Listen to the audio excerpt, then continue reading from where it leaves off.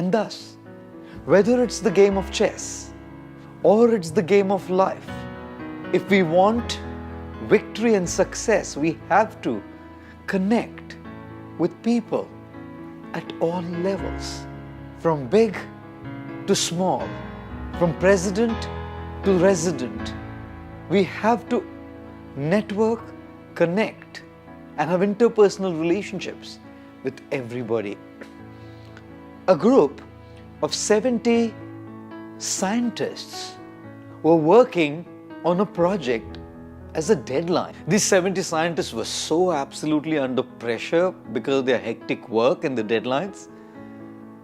They were really finding it hard, but they were so loyal to their boss, they just kept going. One morning, one of the scientists came to the boss and said, "There's an exhibition in town and I promised my children to take them for the exhibition.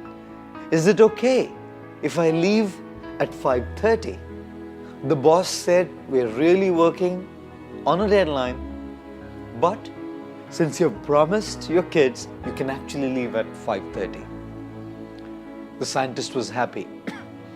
He continued to work in his office, and when he looked at his watch, he had been so involved and absorbed in his work, he saw it was already 8:30 p.m.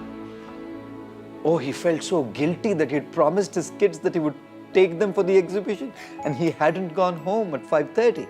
He came to his boss's cabin and saw the boss was not there as well. The scientist packed his bag and came home. His wife was sitting in the living room reading magazines. He knew that the situation was extremely explosive. Anything he would ask or say would just boomerang back. His wife looked at him and said, "Would you like to take a cup of coffee, or would you like to go for dinner straight?" He said, "Well, if you prefer coffee, I don't mind taking a cup of coffee, but where are the kids?"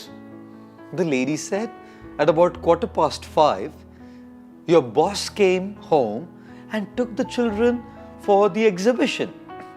What had happened is at 5 o'clock, the boss had come and seen that the scientist was so absorbed and engrossed in his work and had completely lost track of time.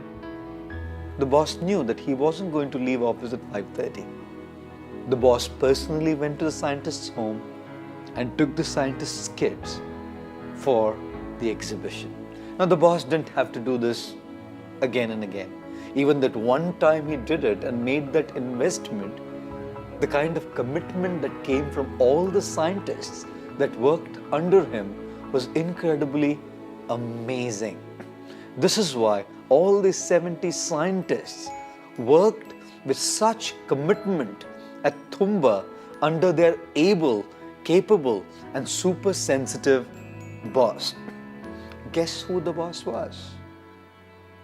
Late Dr. APJ Abdul Kalam, the former president of India, the mastermind behind the space research and the missiles project of India.